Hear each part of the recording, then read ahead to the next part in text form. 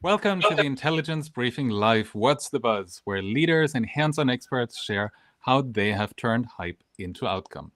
Today we'll talk about creating a human future with AI. And who better to talk to about it than someone who's focusing on doing just that, Brian Evergreen. Hey, Brian. Thanks for joining. Hi, Andreas. Thank you for having me. I'm happy to be here.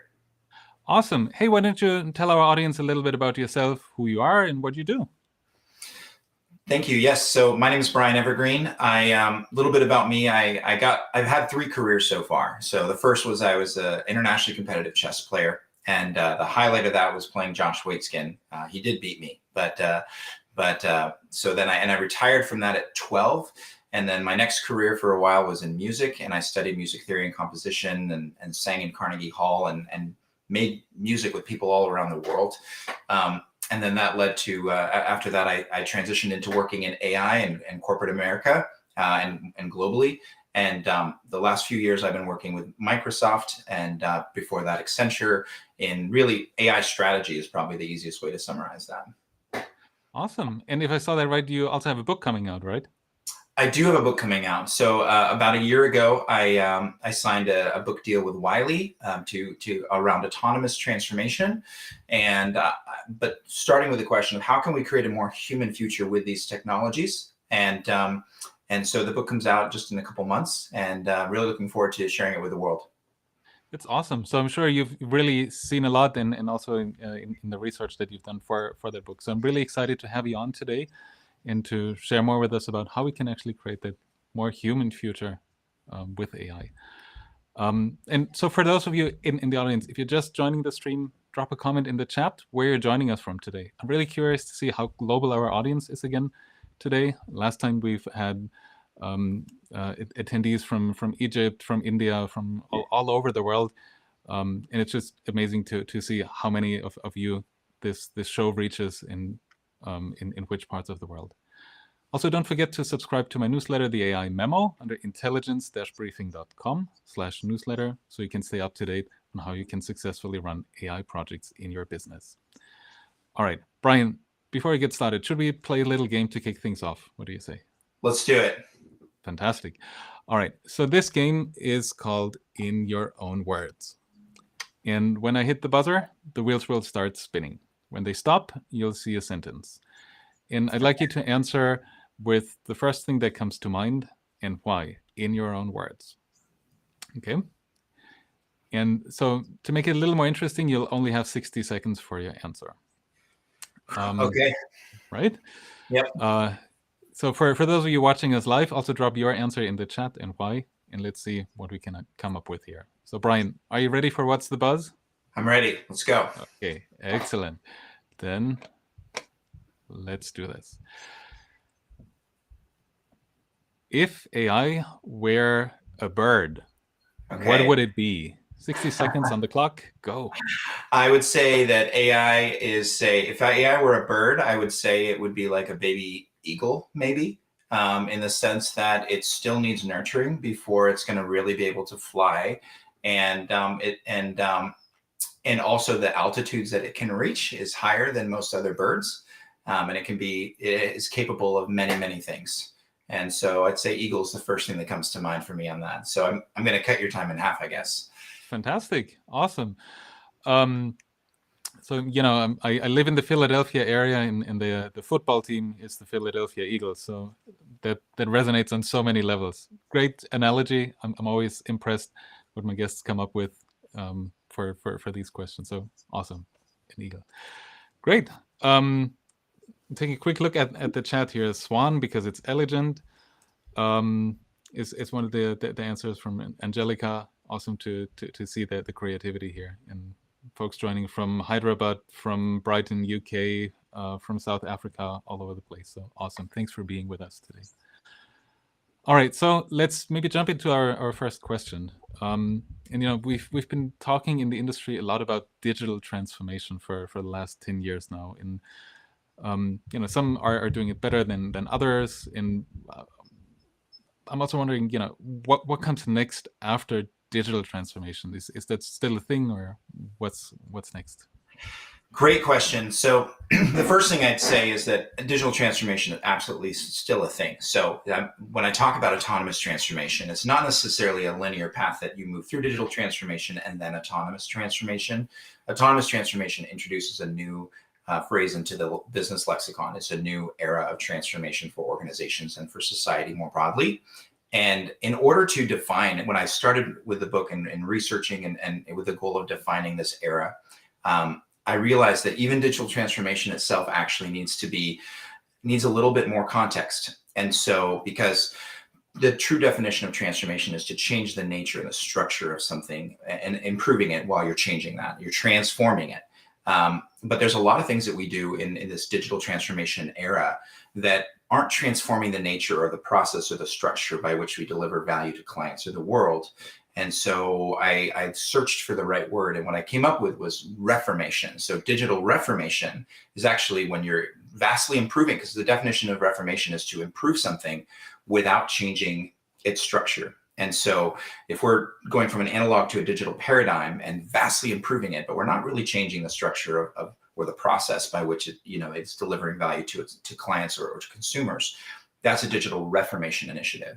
And then digital transformation is when we're not only moving from analog to digital, but actually transforming. And an example of that is what we saw with streaming with Netflix. It completely transformed, and we're still going through transformation of what that means in terms of how we interact with entertainment.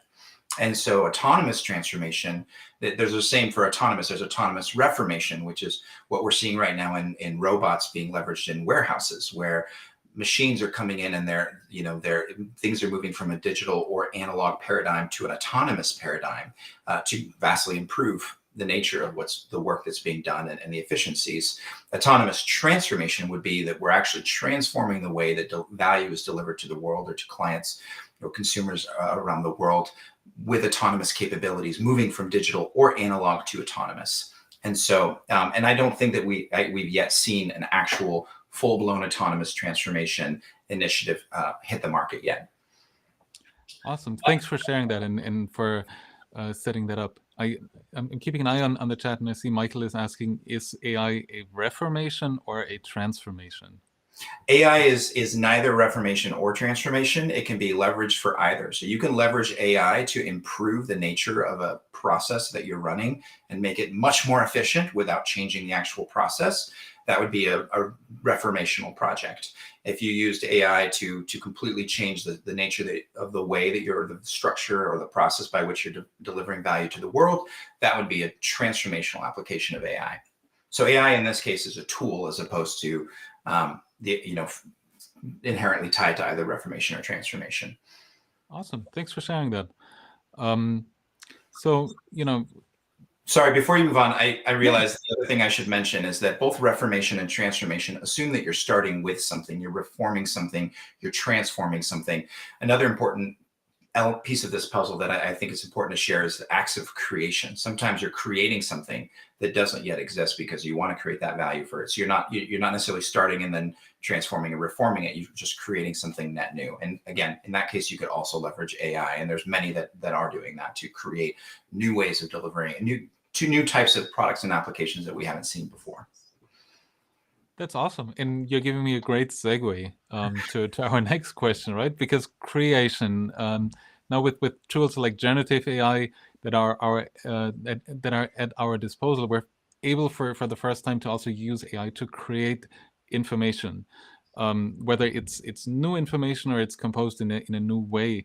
But I'm also wondering, in this overall autonomous transformation and having people in the center of that, what role does AI play in that kind of transformation from your perspective? Great question. So in autonomous transformation, human autonomy and machine autonomy are actually two sides of the same coin. That's the first thing that I think is important to clarify, because I think when people hear the phrase autonomous transformation, they think of, okay, the process by which you're going to replace all human jobs with machine workers, which is absolutely not the case.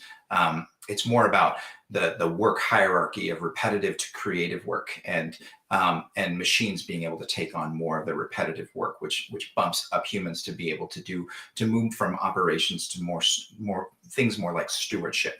And so in terms of your question around generative AI, I'd say that generative AI will play an important role in a couple ways. One is in the actual teaching of machines. So there's obviously machine learning that most are familiar with, which is the process by which machines will learn based on patterns in data. And then there's machine teaching, which is a newer paradigm that is around how, instead of focusing on how do we teach machines to learn based on patterns, then instead focusing on how do we teach machines based on human expertise that fundamentally involves in a lot of cases reinforcement learning.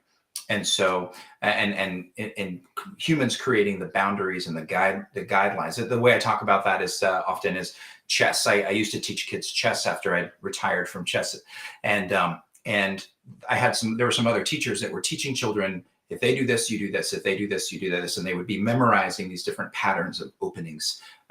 And then my focus instead was the principles of saying, you want to control the center, you want to get your pieces developed from the back rank, you want to, think about your pawn structure and the way that affects your overall positioning on the board.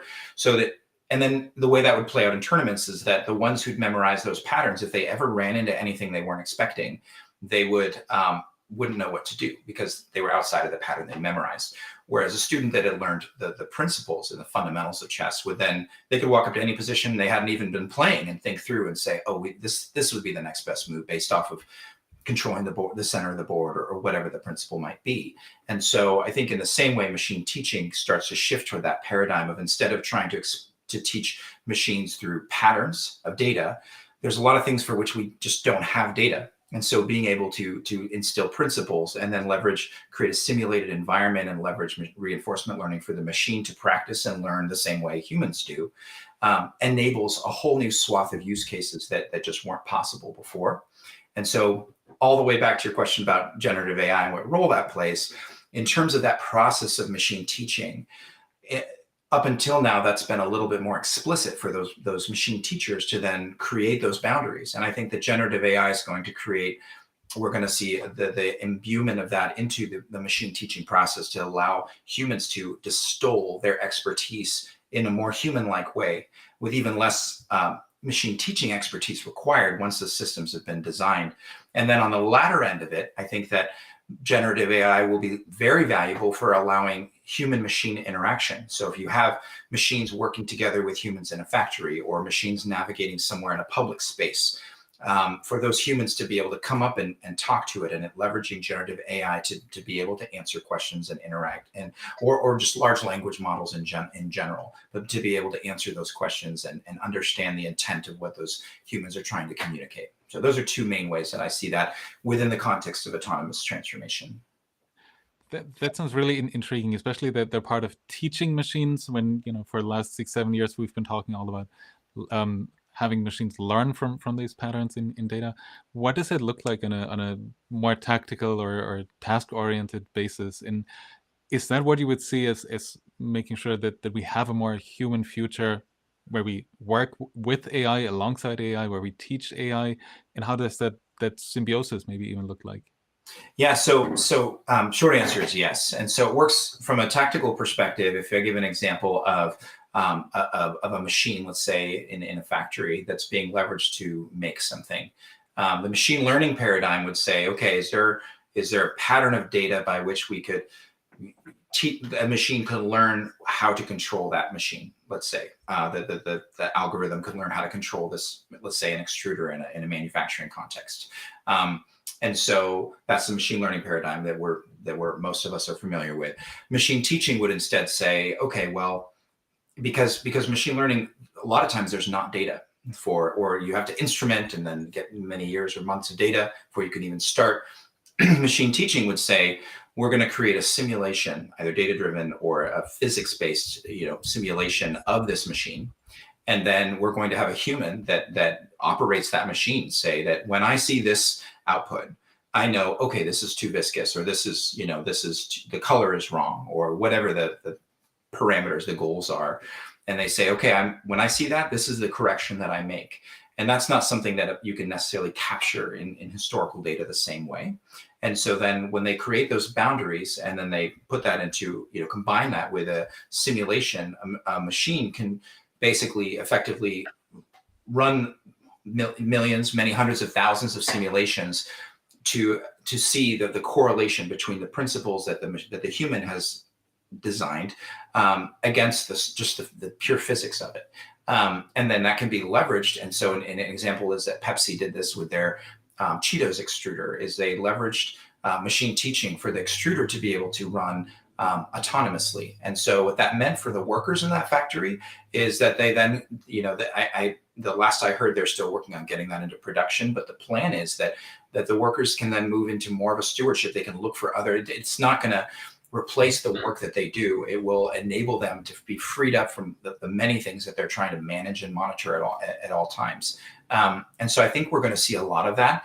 I do think, just speaking of humans and machines, and it's an important conversation right now. There's kind of three ways I think people are looking at things today. I think there's job protectionism, which is saying the current class of jobs we have as they exist today must be protected at all costs, which introduces an economic and sort of a long-term risk, which is that if the nature of the way that work is being done is transforming elsewhere, the whole organization may go down and the market could take away all jobs at that company, as opposed to that one class of jobs or those classes of jobs that were under threat. Then on the other end, there's job fatalism, which is saying machines are coming, get ready to bow to our machine overlords. And I don't know that I even need to necessarily speak to why that's not necessarily the right way to think about things, or at least the way that I would recommend. Then in the middle, there's job pragmatism, which is saying, okay, the market is shifting and evolving. Jobs are going to change. There are some tasks and collections of tasks that currently make up a job that will be made autonomous or automated by machines.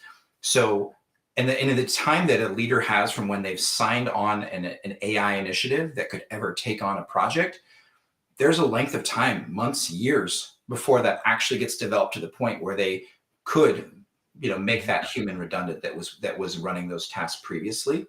And so in that time, to me, if a leader hasn't created new opportunities for those workers to then and to retain their tribal knowledge and to maintain the culture of the organization, that's a leadership failure. That's actually not to do with the technology. It's more to do with the leader that's running that organization.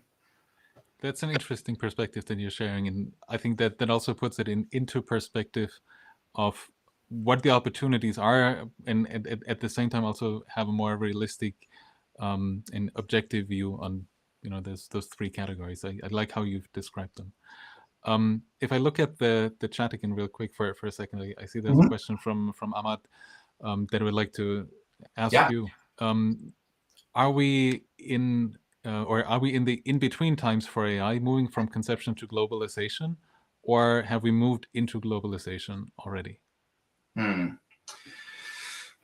I'd say that it's a great question. I think that it varies significantly because I think there's one thing that is going on right now, which is obviously with the generative AI and the fact that anyone anywhere can access the power of these systems that many of those of us who work in the field have been interacting with, just as powerful of systems, but that can't be made accessible to anybody in their living room or on their cell phone even.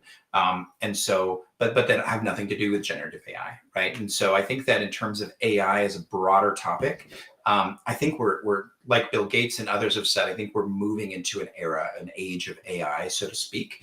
And not just AI, but it has a lot of adjacent technologies and enablers. But it's the blanket of AI has become, I think, the sort of reigning term in terms of what this era of transformation is based on. And so in terms of globalization or, starting from in terms of conception, I'd say that it varies significantly by the specific application and the set of use cases. And, but I don't think we're at a point where everyone is, only 13% of AI initiatives actually make it through into production. And so I think that we're still as a society figuring out. That's actually why I started the process of the book, was saying trying to solve and answer that question. And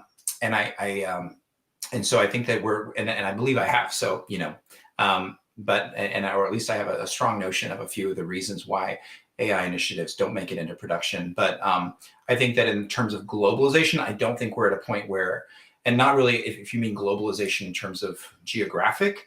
I don't think that that's something that I can necessarily speak to the same way as I can in terms of corporations and organizations. I think it's less about a geographic difference at this point and more about just the fact that society and the cultures of our organizations and the strategies that we've set, and this difference between technology leaders versus business leaders versus industry leaders who are often divided by their expertise. I think that those are more the main reasons that we're struggling to see a global adoption and harnessing the economic potential that these technologies provide. Now, you've mentioned earlier that it's also a leadership task to prepare your teams for that future, for that autonomous transformation, for more of that AI-driven transformation. What would be your advice to AI leaders? How can they prepare for that transformation? How can they bring their teams along and bring the transformation to life? So the first thing I'd say, and I'm going to try to, I have a lot of thoughts and a lot of advice, and this is what I do in my work today. I've started a company focused on connecting with leaders and sharing the things that I've learned with them to help them drive this kind of transformation across the organization. And so trying to condense down to at least a couple quick bullets, I'd say one is that the way that we've been solving problems, the way that we've been taught to solve problems as leaders and as a society is based on Industrial Revolution era thinking, fundamentally based on, in a lot of cases, Taylorism, which I won't get into right now, but there's a lot of problems with that tool set when we come to the 21st century complexities. And we're starting to see the cracks break between organizations that are evolving beyond that era, that way of thinking, versus those that are still sort of mired in trying to solve problems. If you start with bottoms-up planning, where you say, okay, what are all the problems that we need to solve? And each team comes up with a list of problems, and then those problems are shared up with their leadership, and then ultimately it bubbles up to the C-level or whichever the highest level that then approves those. These are the problems we're going to solve. Solving problems, getting rid of what you don't want, doesn't actually necessarily move you toward what you do want. So I think that if you're looking and saying, which problems should we solve with AI? There's actually an earlier problem, which is that instead of focusing on which problems you need to solve, because the famous quotations around, if we're solving a problem in the carriage times with horse carriages, we wouldn't have come up with a car. Instead of solving problems, we should say, what future do I, instead of looking at what trends and what can I react to that's happening in the market, be the thing in the market, be the leader in the market that others have to react to, decide what future do I want to be in, do I want to build, and then work backwards. Instead of solving problems, solve for that future. Say, okay, based on that future that I and we as an organization want to move into, what would have to be true for us to get into that future? And then, okay, what would have to, and you can create an entire map of different initiatives and hypotheses that you could prove or disprove that would advance you toward that future, moving boldly forward instead of backing into the future and, solving problems as you see them come up. The famous, rearranging chairs in the Titanic, right?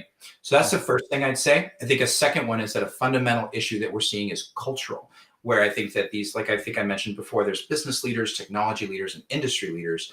100 years ago, industry leaders had all of the purchasing power and were making the decisions. And then 30 years ago, business leaders, right, 50 years ago, business leaders in the wake of the world wars and in the rise of shareholder primacy, rose to the fore as a key leader in business decisions and purchasing power. And then in the last 30 years, we've seen IT or technology leaders go from the back room to the boardroom. And now you have three extremely intelligent groups of people with significant expertise and training, all wanting, believing that they know the answer and they know how the money needs to be spent and what the plan needs to be. And most organizations that I've worked with are divided by that expertise instead of multiplied by it. And I think that's the reason that 7 of the 10, the last time I checked, 7 of the 10 most valuable companies in the world, public companies, I should say, were technology companies. Because in those companies, the industry leaders and the technology leaders are the same. So they're not divided because they speak the same language. So for leaders to prepare for this AI future and this era of transformation, I would say it's actually a strategy question and a culture question before it ever gets to which technologies you should use to go advance into that future. And it may not be generative AI, or it might be, but you shouldn't start with the technology to figure out which direction you want to go with that technology. You don't plan a trip based off of what you're going to bring. You decide where you're going to go, and then you pack what you need in order to enjoy your time there. So, yeah, that's awesome. That's a great analogy. Again, for me, that resonates deeply, and also what you shared about it's a technology, it's a tool, it's a means to an end, but it's not the thing, right? It's a theme that we see throughout, and also that others have shared. So it's great to hear you reinforce that as well. Now, I wanted to ask you if you can summarize the 3 takeaways of our show for our audience today, because we're getting close to the end of the show. Absolutely. So I'd say the first is that when it comes to autonomous transformation and AI and generative AI and all these technologies, the first thing leaders need to focus on is actually strategy and culture, and not the technology. It's tempting because the technology is so interesting and so exciting and so capable to start with the technology, but it's actually, we need to start with strategy and culture. Because if you completely digitally transform or autonomously transformed to the umpteenth degree, where you can say we're the most transformed company in the world, but no one's buying your products, you're going to be out of business shortly. And the fact that you've transformed doesn't matter. And so that's the first, is starting with the strategy and culture is what I would say. The second is the introduction of the words, the paradigm of digital reformation, digital transformation, autonomous reformation, autonomous transformation, and then acts of creation. Because at any given point, when you charted the future point that you want to advance into, there might be a combination of different types of initiatives that would align to those different subjects that will help you move into that. So if you're advancing toward a future, and depending on the life cycle of your organization, you might just need a digital reformation initiative, and to solve a problem because you have a profitability issue that's posing a risk to your organization continuing to survive. So, it's not to say that there's one that's more better than the other. It depends on where you are in your organization. So that's the second thing I'd say. And the third major point is that the things I've shared so far are one of maybe 15 to 20 that I've found in the process of writing the book that are ways that we need to break away from managing our organizations as machines. That is a relic of our industrial era thinking, where we're managing, and I didn't really get to this earlier, but it's important to share that, because the topic is creating a more human future with AI, right? Topic of our talk, which is that a lot of people have asked me over the years, and they're writing this book, yeah, that AI stuff or that human stuff is fluff, and that's nice, and I would love to be able to do that, but I really need to get the value first, and then we can think about that later. And what I'm positing is that creating a more human, because I said strategy and culture are some of the main reasons we're not seeing value for organizations in implementing or getting into production these types of technologies. It's not that creating a more human future and creating a better world for an experience, for the human experience, is a nice to have outcome.